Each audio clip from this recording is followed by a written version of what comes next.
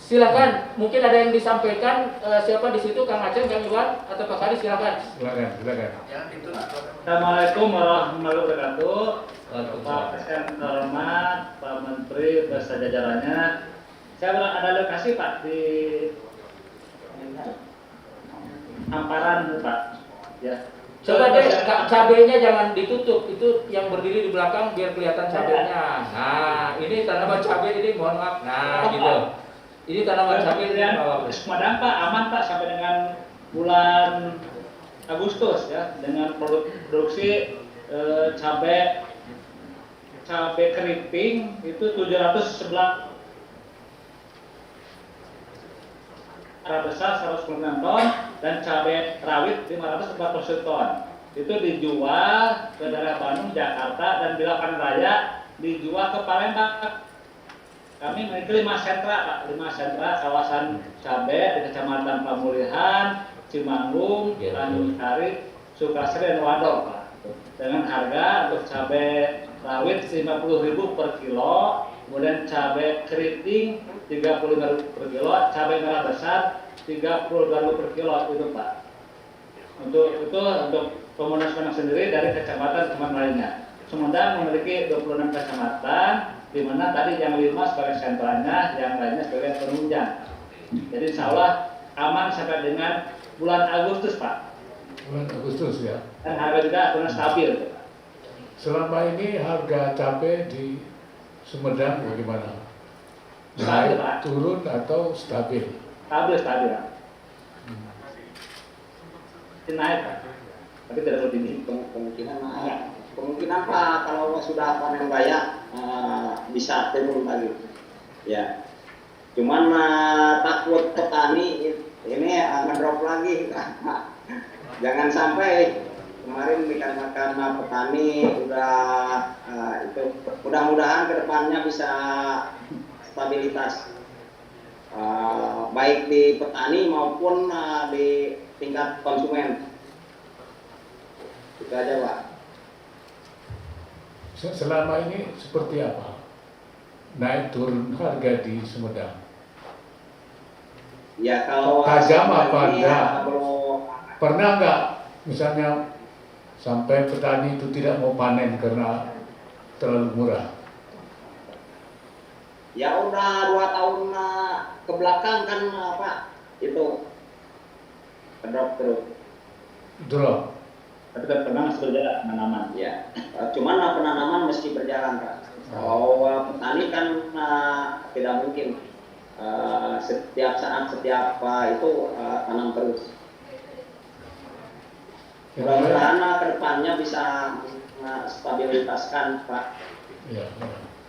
Apa komoditi yang lain seperti beras, seperti kebutuhan masyarakat, minyak goreng, apa yang menjadi Kalau beras surplus Pak, beras aman Pak.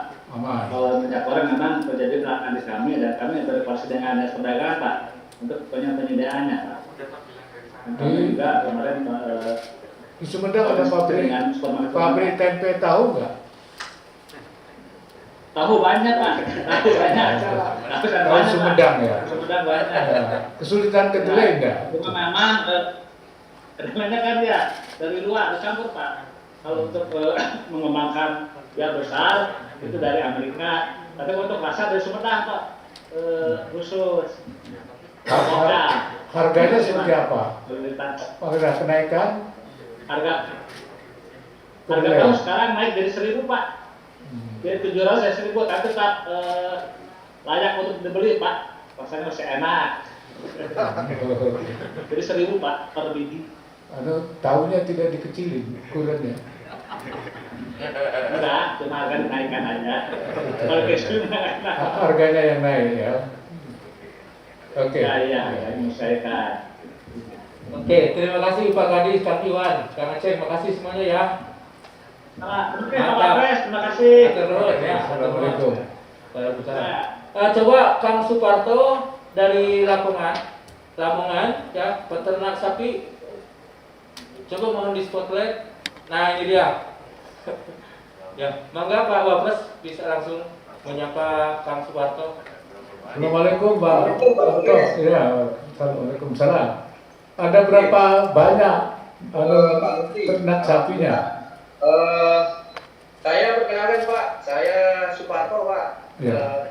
Dari kelompok tani ternak Gunung Rejo Makmur, Lamongan, Jawa Timur Pak. Ya. Jadi awalnya kami dulu binaan.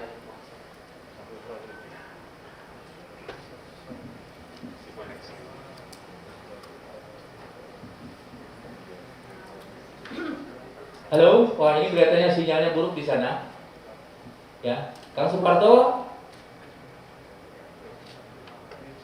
Halo, Kang Suparto, masih dengar saya? Ini kelihatannya sinyalnya terganggu. Nah, baik, coba saya panggil Sandi Oktasusila, petani milenial dari Kabupaten Cianjur. Nah ini luar biasa nih anak muda kita ini Pak Wapres. Ya. Bangga Pak Wapres untuk menyapa Kang Sandi. Assalamualaikum, Bu Sandi. Waalaikumsalam warahmatullahi wabarakatuh, Pak Wapres, Ayahanda, Pak Menteri Pertanian dan beserta jajarannya. Salam dan salim takzim, Pak Wapres. Apa yang sekarang lagi digeluti? Baik, Pak Wapres, terima kasih banyak. Sebelumnya perkenalkan, nama saya Sandi Oktasusila, Pak Wapres dari Kabupaten Cianjur, Provinsi Jawa Barat. Ya, alhamdulillah saya mengelola hortikultura Pak Wapres, dan alhamdulillah dalam pengelolaan bekerjasama dengan 385 petani yang ada di Kabupaten Cianjur, dan pengelolaan HGU PTP 8 yang saat ini diberikan sekitar 94 hektar di bawah petani binaan kita. Dan kemarin beberapa bulan yang lalu alhamdulillah Pak Menteri BUMN berkunjung ke kami dan memberikan kembali 15 hektar untuk upaya pengoptimalan aset PTPN 8 dalam integrated farming nanti ke depan, insya Allah peternakan dengan hortikultura. Bapak Presiden melaporkan juga bahwa di Agustus 2021 alhamdulillah Bapak Presiden meresmikan Duta Petani Milenial dan Andalan yang itu itu diciptakan oleh Kementerian Pertanian. Pak Wapres alhamdulillah di bawah ayahanda kita Menteri Pertanian, mobil khusus Prof. Dedi Nursamsi, Kepala Badan PPSDMP, yang selalu memantau Pak Wapres setiap hari gerakan kami para petani milenial yang saat ini di 34 provinsi terdapat para champion 2213. Mereka dikukuhkan atas 7 verifikasi dan validasi, mulai dari omsetnya, pasarnya, dari hulu hingga hilir. Pak Wapres sama seperti yang saya kerjakan hingga hari ini, alhamdulillah kita support ke modern market, petani yang lain juga sama Pak Wapres, dan saat ini ditugaskan oleh Bapak Menteri Pertanian untuk melakukan resonansi. Pak Wapres hingga hari ini izin melaporkan Bapak Menteri Pertanian, Pak Wapres, bahwa ada sekitar 98.000 petani milenial dan andalan yang hari ini terhimpun bersama-sama dengan BPPSDMP dan Direktorat Jenderal Teknis lainnya Pak Wapres, yang alhamdulillah kami didukung penuh. Pak Wapres pentahelix model saat ini tidak hanya di Kementerian Pertanian Provinsi Jawa Barat sendiri, mendukung kepala dinas provinsinya yang kita terus melakukan resonansi. Jadi petani ketika Pak Wapres ingin berkunjung ke Kalimantan Selatan, alhamdulillah ada petani milenial kita yang mengelola 600 ekor sapi juga di daerah Tanah Laut. Ketika ke Yogyakarta ada juga petani milenial. Jadi terima kasih banyak Bapak Menteri Pertanian dan Pak Wapres, berkat pemerintah kita dihubungkan konektivitas antar provinsi dan kita saling berintegrasi untuk tukar dari komoditas Pak Wapres. Selain dari itu tentu harapan Pak Wapres, kebetulan saya juga selain dari usaha sendiri memang membantu rekan-rekan petani milenial dan andalan lainnya Pak Wapres. Data menunjukkan 71% petani kita yang masih berumur lebih dari 45 tahun Pak Wapres, dan pengelolaan budidaya masih konvensional. Jadi izin melaporkan Pak Wapres, harga pupuk melonjak naik yang sangat tajam sekali, termasuk memang saya juga mengelola beberapa hektar, 8 hektar lahan hortikultura masih dalam konvensional yang ada beberapa intervensi Internet of Things. Sebagian besar petani milenial kita mengelola smart farming. Pak Wapres sudah melakukan intervensi dibimbing oleh Kementerian Pertanian dalam intervensi smart farming basis IoT, big data, artificial intelligence dan lain sebagainya. Namun sebagian besar Pak Wapres izin melaporkan juga bahwa harga pupuk meningkat tajam untuk impor, terutama pupuk tunggal HCl itu 100%. Pak Wapres meningkatnya. Pestisida rata-rata naik 20-50%. Oleh karena itu tentu pupuk subsidi gimana? Pupuk subsidi? kalau pupuk subsidi Pak Wapres memang kalau ditanya kebutuhan sangat butuh sekali bagi petani binaan saya, terutama termasuk petani binaan lainnya. Namun apa daya Pak Wapres, karena sangat terbatas, saya rasa kami memahami ayahanda kita juga memperjuangkan yang dalam informasi 22 juta ton di ACC 49 juta ton Pak Wapres, jadi sangat kekurangan sekali di Tapi setiap wilayah. dengan pupuk non subsidi apa terkejar apa artinya Untuk biaya untuk produksinya? Untuk komoditas yang bernilai tinggi, Pak Wapres, seperti misalnya cabai, tadi juga sudah dijelaskan di Subang atau Sumedang, lalu juga untuk tomat apel, Pak Wapres, itu saya rasa apalagi yang melakukan kontrak farming masih terkejar. Saya salah satunya adalah orang yang tidak menggunakan pupuk subsidi. Tetapi ketika bicara petani sebagian besar yang tadi data menunjukkan 71% Pak Wapres, ya petaninya adalah lebih dari 45 tahun yang masih mengandalkan komoditas yang mohon maaf itu misalnya kita terong, timun, itu saya rasa masih dalam posisi yang tadi juga pembina kami Pak Kabadan menjelaskan NPP-nya masih sangat terbatas, kecuali memang ada kontrak farming Pak Wapres. Insya Allah pasti terkejar, tapi kalau masih pasarnya mengandalkan traditional market, itu tampaknya cukup sulit Pak Wapres dengan kenaikan pupuk saat ini Pak Wapres. Tadi pemasaran dari komoditi yang dihasilkan tidak mengalami kesulitan, semua bisa dipasarkan. Untuk yang digabungkan oleh Kementerian Pertanian, Pak Wapres, di bawah Duta Petani Milenial dan Andalan, kami alhamdulillah menciptakan pasar sendiri Pak Wapres. Karena kebetulan ayahanda kita Pak Menteri selalu menantang para milenial ini, Pak Wapres, agar mereka menciptakan pasar. Dan alhamdulillah saya sendiri Pak Wapres, pasar mulai dari kebun kita pasarkan ke modern market, retail, bicara misalnya roti, permat dan lain sebagainya, lalu hotel-hotel yang ada di Bogor kita pasarkan. Lalu ternyata di sana di reject, malah mengalami waste di kebun, maka kita saat ini memiliki toko tani milenial kita. Itu dorongan dari Pak Menteri menyemangati kita Pak Wapres, jadi kita dari hulu hingga hilir saat ini kita kerjakan. Dan para duta petani milenial ini Pak Wapres ditugaskan oleh Pak Menteri, oleh Pak Kabadan untuk menggiring petani milenial lainnya untuk kita berkolaborasi. Nah inilah yang tentu masih terbatas Pak Wapres, kami juga memiliki keterbatasan yang tadi sekitar 2.213 adalah championnya yang saat ini dikumpulkan oleh Kementerian Pertanian, lalu ditugaskan melakukan resonansi Pak Wapres saat ini menjadi 98.000 dalam gerakan jaringan pertanian nasional yang digagas oleh Kementerian Pertanian yang saat ini kita terhubung. Konektivitas Pak Wapres itu pun sedang kita upayakan untuk berbagi pasar Pak Wapres, walaupun belum semuanya, mohon dorongan dan dukungan penuh dari Pak Wapres. Ya, terima kasih Kang Sandi ya. Selamat Kang Sandi ya. Silakan. Berapa untungnya 1 bulan? Boleh tahu nggak? Keuntungan per bulan berapa Kang Sandi? Biar Pak Wapres dengar. Coba omsetnya berapa, keuntungan berapa per bulan? Jujur. Baik Pak Ayahanda, waduh luar biasa. Saya alhamdulillah omset saat ini sudah mencapai di angka 1,1 sampai 1,2 per bulan Pak Wapres. Itu dengan modern market dan kontrak farming. Ya, 1,1 apa? 1,1 miliar. Alhamdulillah. Luar biasa. Jadi 1 miliar per bulan ini. Luar biasa. Pak Wapres luar biasa. Terima kasih Kang Sandi ya, semangat terus ya Kang Sandi petani milenial. Ya. Coba Mas Suparto dari Lamongan, apa bisa terhubung lagi? Peternak sapi dari Lamongan. Coba Mas Suparto yang tadi. Nah, halo Mas Suparto, dengar suara saya? Ya, Assalamualaikum. Silakan dilanjutkan yang tadi Mas Suparto, silakan. Silakan. Assalamualaikum warahmatullahi wabarakatuh, Pak Menteri, Pak Menteri Pertanian, Pak Wapres, Pak Menteri Pertanian, dan Bapak-Bapak sekalian. Jadi saya Dr. Dewan Suparto, Pak, dari Lamongan, Jawa Timur. Pada tahun 2008 dapat program Sarjana Membangun Desa, Pak. Itu dikasih sama pemerintah 20 ekor sapi, Pak. Dan kami kembangkan bersama petani peternak di desa kami. Alhamdulillah sampai saat ini sudah ada 358 ekor, Pak. Dan 385 ekor itu 150 ekor siap dipotong untuk lebaran Idul Fitri ini, Pak. Dengan berat kurang lebih 500 sampai 600 kilo itu, Pak. Itu. Terus kemudian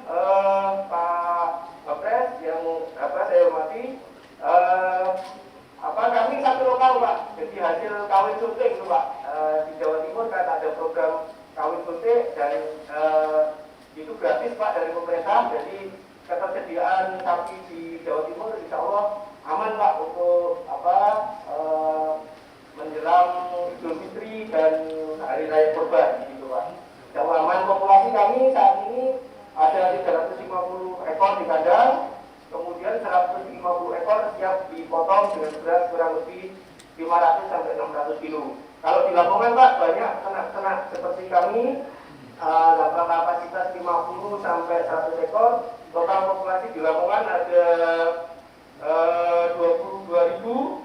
Terus kemudian, mohon maaf, 30.616 ekor, sedangkan kebutuhannya cuma 22.000 ekor per tahun, dan ada surplus sekitar 8.660-an ekor untuk dikirim ke luar Lamongan, gitu Pak.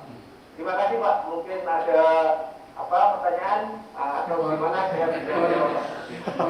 Per ekor itu berapa keuntungannya dari Iya Pak, jadi kami kepembukaan intensif Pak, memanfaatkan limbah pertanian, tapi konsentrasinya kami bikin sendiri. Itu per ekor rata-rata per bulan antara 300 sampai 500 ribu Pak. Jadi kalau pembukaan kurang lebih 4 bulan, ya dapat net profitnya sekitar 2 jutaan Pak. Gitu. Antara 1,5 sampai 2 juta Pak. Per ekor. per ekor ya, per bulan. Per bulan sekitar 300 sampai 500 ribu. Kalau masa pembukaan kami kan 3 sampai 4 bulan Pak. Jadi 4 bulan. masuk bakalan itu bulan misalkan bulan 1, nanti kita keluarkan pada bulan 4. 4 bulan harus kita keluar, karena kalau dikumpulkan terus itu nanti berlemak Pak, jagale Pak, yang jerit, katanya lemaknya banyak, karkasnya kurang bagus, gitu seperti itu Pak. Jadi harus pas timingnya, maksimal di 120 hari harus sudah kita keluarkan, gitu Pak. 300 jutaan atau bulan. Sekarang berapa kelompok tadinya itu, peternaknya itu? Kalau di Lamongan total ada kelompok ternaknya yang seperti saya, program Sarjana Hukum Bisa itu seluruh Indonesia ada 2.000-an Pak. Tetapi yang di Lamongan itu kalau yang program Sarjana Hukum Bisa itu kurang lebih ada 30 sampai 35 kelompok. Tapi yang kelompok-kelompok lain atau kelompok-kelompok di luar Sarjana Hukum Bisa juga ternak, dan total populasi di Lamongan itu ada 17.000-an ekor Pak. Di sana semua ada harganya. Proses pengembangan daripada peternakan ini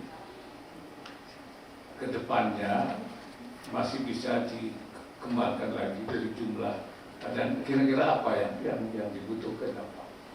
Sangat Pak, sangat. Jadi peternakan sapi ini kan sifatnya, kalau sementara ini kan simpanan gitu sama petani. Petani sambil tanam padi, sambil tanam jagung, beternak di rumahnya 2-3 ekor. Nah, ini kita coba mengembangkan skala usahanya Pak, supaya nantinya itu petani tidak hanya itu sebagai tabungan, petani sebagai usaha bisnis seperti itu yang sifatnya bisnis. Jadi petani kita ajari cara membuat konsentrat, cara memelihara sapi yang secara intensif, sehingga mereka tahu ongkosnya selama 1 bulan ini, keuntungannya seperti ini, jadi mereka bisa mendapatkan tambahan keuntungannya Pak. Jadi masih sangat potensial, karena pasarnya juga luar biasa. Seperti sekarang ini menjelang Idul Fitri, berbondong-bondong teman-teman dari Jakarta, dari Jawa Barat itu datang ke Jawa Timur untuk membeli sapi hasil peternak kami Pak. Jadi sangat luar biasa. Cuman mungkin kendalanya karena sapi itu modalnya padat Pak, 1 ekor 20-25 juta. Jadi misalkan 10 ekor sudah harus sekitar 200-an juta gitu Pak. Jadi mungkin dipermudah Pak kredit untuk teman-teman peternak sapi, karena masyarakat Pak cuma 500 ekor, itu cuma dapat berapa ekor Pak. Nah, padahal 1 orang itu secara bisnis Pak, kalau mau bagus itu 1 orang harus 25 ekor minimal meliharanya Pak. Atau secara bisnis itu aja. Kalau cuma 2-3 ekor itu masalahnya sebagai simpenan. Nah, kendalanya Pak, kalau dibutuhkan sama konsumen pada saat hari H misalkan Idul Fitri dan lain, karena dia sifatnya simpenan, nggak bisa dijual Pak. Mereka hanya jualnya pada momen-momen Idul Kurban atau yang lain yang harganya bagus. Tapi kalau kita untuk bisnis waktunya jual, ya tetap harus bisa jual seperti itu. Artinya kredit usahanya gitu ya? Ya betul Pak, kredit usahanya misalnya itu kan cuma kapasitasnya 500 ribu Pak. Mohon maaf, 500 juta Pak maksimal per orang. Iya. Ya, itu kan cuma dapat berapa ekor itu Pak. Masih kurang kalau dibuat skala bisnis. Kalau skala bisnis peternak 1 orang itu harus 25 ekor atau kalau dibutuhkan modal untuk sapinya aja sekitar 500 juta. Kalau belum kandang, belum pakan dan lain-lain. Ya, terima kasih ya Mas Suparto, terima kasih. Ya, sukses ya. Assalamualaikum warahmatullahi wabarakatuh. Waalaikumsalam warahmatullahi wabarakatuh. Coba selanjutnya Teh Mila Sukma, penyuluh dari Bandung Barat. Tolong deh di Ani. Ini Pak Wapres ya, Mila Sukma ini penyuluh kita dari Kabupaten Bandung Barat ya, dari Balai Penyuluhan Pertanian Cisarua, Kabupaten Bandung Barat ya. Pak Wapres, Silakan. izin Pak Kemudian perkenalkan saya Mila Sukma,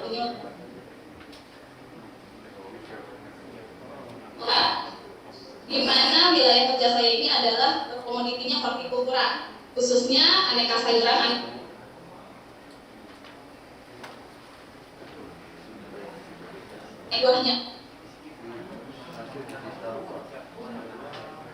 Dan kita juga mensuplai kebutuhan untuk DKI dan juga Jawa Barat, bahkan untuk buncis tehnya itu kita sudah siap untuk ekspor. Kan udah siap, udah seminggu yang lalu kita mulai untuk ekspornya.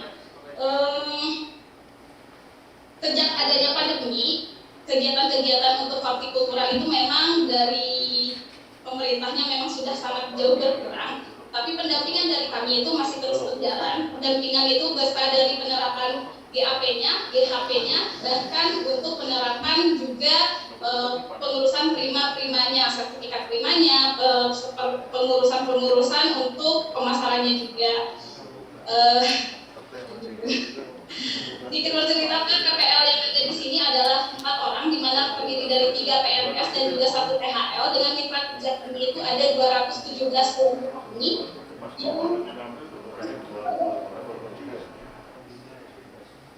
di mana terus terang kami sangat kewalahan, sehingga mohon kiranya ada penambahan untuk personal PPL itu, dan juga mohon kiranya ada pengangkatan untuk teman-teman dari THL menjadi ASN, karena terus terang beban kerja di lapangan itu sama aja ya Pak ya, antara kami yang ASN maupun yang THL, sedangkan kesejahteraannya itu sangat jauh berbeda. Tadi seperti yang sudah diungkapkan oleh Kang Sandi, mungkin karakteristik dari pertanian hortikultura itu hampir sama antara di Bandung Barat maupun di Cianjur. Di sini rata-rata petaninya juga sudah maju, sudah banyak juga petani-petani milenialnya. Nah, bagi kami yang PPL-nya itu mohon difasilitasi untuk ada studi bandingnya juga Pak, untuk peningkatan profesionalismenya kami. Ada studi banding hanya di dalam negeri, karena petani-petani kami itu rata-rata juga sudah banyak yang magang Jepang ya Pak ya. Sedangkan kaminya masih pengen berkembang gitu maksudnya. Jadi setelah pandemi ini berakhir, mungkin ada kegiatan-kegiatan untuk peningkatan kapasitas penyuluhnya, khususnya kami di daerah hortikultura ini, agar kami bisa lebih maksimal dari dalam pendampingan terhadap petaninya Pak. Produksinya sekarang itu pemasaran ke waktu kemarin, waktu pandemi itu apa mengalami penurunan atau?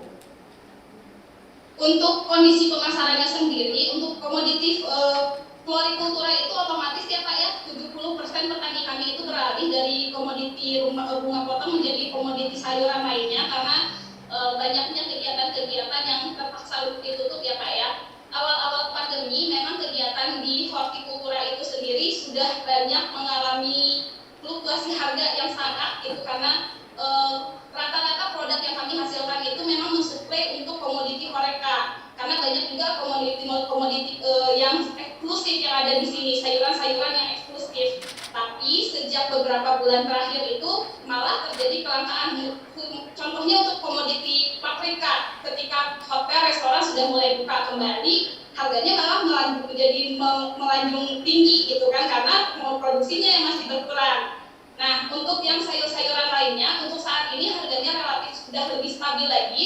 Brokoli itu kita dalam 1 bulan terakhir masih stabil di 12 sampai 15 ribu, cabai kita juga stabil, sempat naik beberapa bulan yang lalu sampai ada di 70 ribu, tapi bulan ini mulai stabil lagi di angka 30 ribu. dan alhamdulillah itu masih jauh di atas GEP-nya kita ya Pak ya. Untuk jamur, karena kita rata-rata pertanian kita itu udah berupa korban farming, jadi untuk beberapa komoditi semua harganya relatif lebih stabil.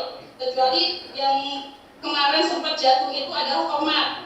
Tomat itu sempat tidak dipanen. Ya. Ya, terima kasih ya Teh Mila, luar biasa di laporan Teh Mila. Turun Teh Mila ya. Baik, terima kasih. Pak Wapres mohon izin, ini ada juga Bupati Grobogan di sini. Kami panggil aja Ibu Sri Sumarni SHMM, Bupati Grobogan. Dek, tolong di spotlight Dek. Nah, Bupati Grobogan, ini di depan kita ada Bapak Wapres. Silakan Ibu Bupati. Iya Bapak. Assalamualaikum warahmatullahi wabarakatuh. Waalaikumsalam. Salam sehat dan salam sejahtera bagi kita semua. Yang saya hormati Bapak Wapres, yang saya hormati Bapak Menteri, dan kepala badan penyuluh dan hadirin yang berbahagia.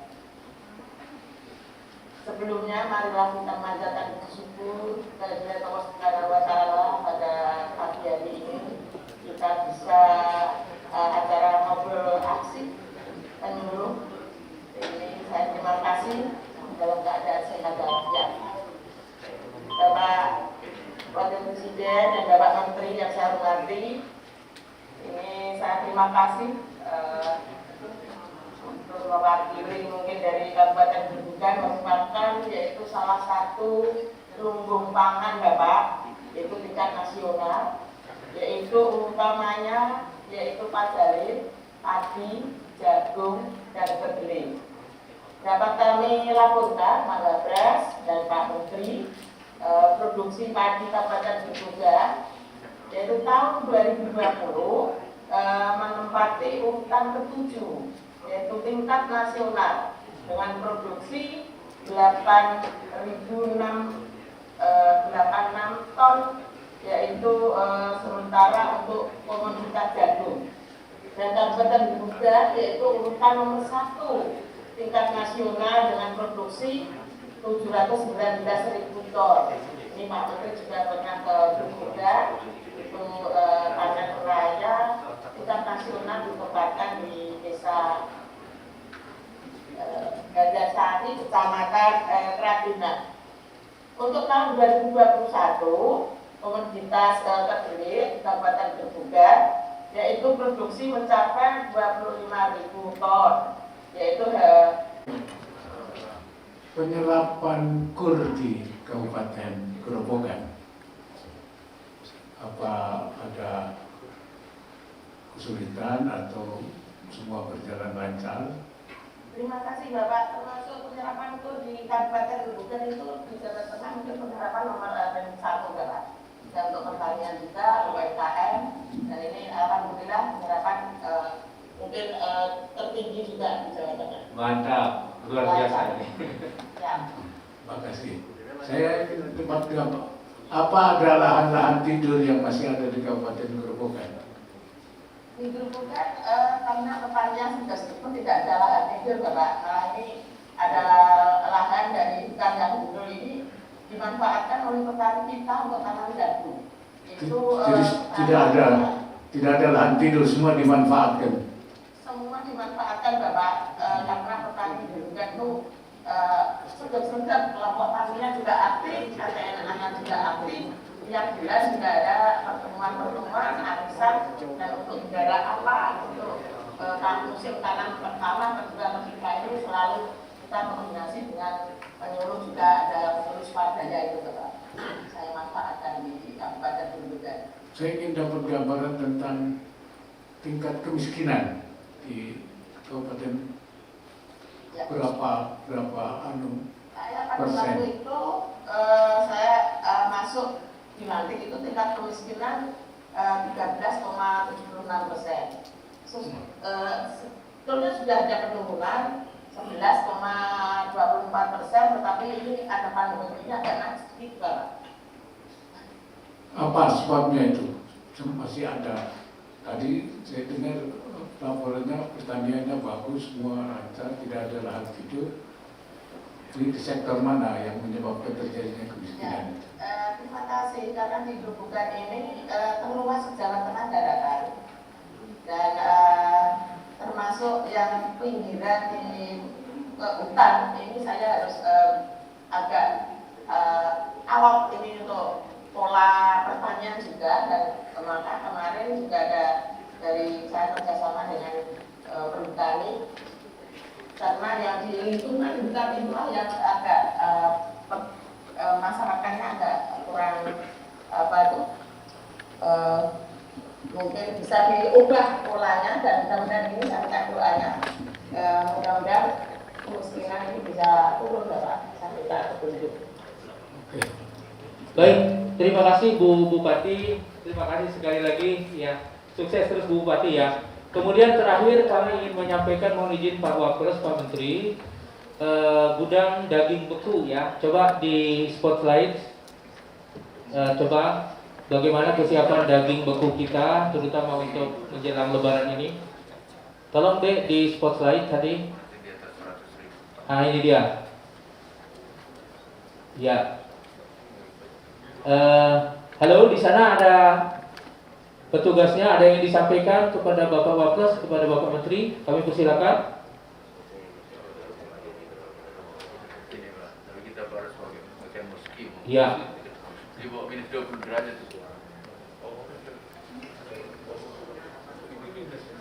Minus 20 derajat. Silakan Mbak, apakah ada yang ingin disampaikan? Ibu Diana, silakan disampaikan berapa jumlah stok di sana, kira-kira cukup sampai kapan? Silakan. Ini dua sekali jaga tuh. Suaranya nggak jelas ini, Mbak Diana. Bagus, silakan.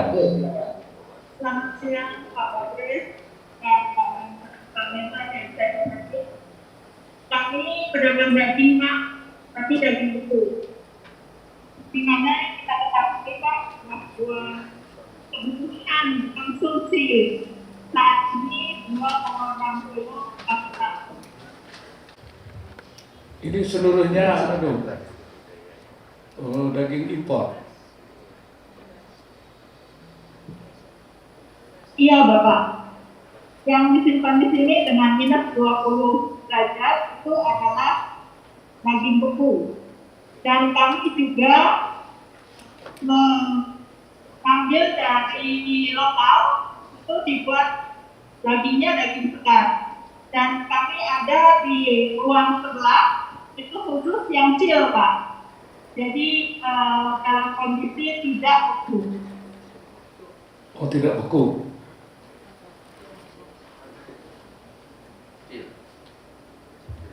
Ya. Kalau yang ruangan yang terbanyak ini beku Pak. Berarti di ruangan lain Bu ya, itu ada yang tidak beku. Ada yang tidak beku, yang selain yang beku ya. Dan ada juga daging lokal selain daging impor. Iya Bapak. Kami ada toko yang menjual daging beku dengan daging segar. Kita buat informasinya sejelas-jelasnya kepada ibu-ibu konsumen. Mereka bisa memilih mana yang segar dengan yang mana yang itu dengan harga yang berbeda. Di mana daging segar saat ini harga kisaran 120.000 dan dagingnya antara 70 sampai dengan 95.000. Di lapangan saya dengar ada kenaikan harga sekarang ini. Apa dari tempatnya Ibu itu sudah ada kenaikan atau sebenarnya harganya tidak naik gitu?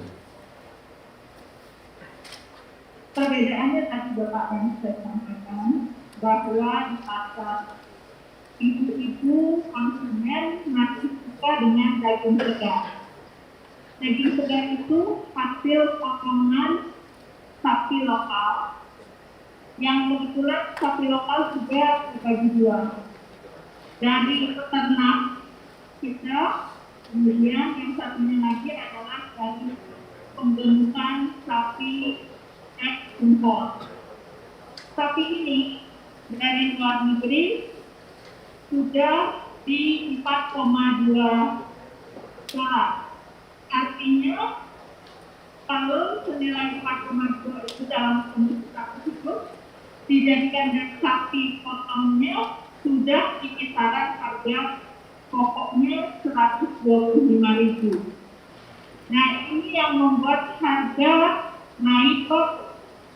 Dan Ibu biasanya statistik akan melihat harga di pasar tradisional yang menjadi patokan harga. Makanya kami bersyukur juga ada BUMN yang ikut menstabilkan harga dengan memasukkan daging impor beku yang tadi saya sudah sampaikan sebagai substitusi. Nah, inilah Pak yang kami menyebutnya ada 3 klaster. Klasternya adalah sapi hidup sendiri, kemudian sapi impor, dan daging beku. Harganya pun jadi terklaster Pak. Ada daging segar dengan daging beku. Ini yang membuat data bahwa harga daging naik. Yang dilihat adalah daging segar di pasar tradisional. Itu Bapak. Baik. Tapi persediaan sampai dengan hari raya untuk daging buku sudah cukup ya. Insya Allah Bapak cukup.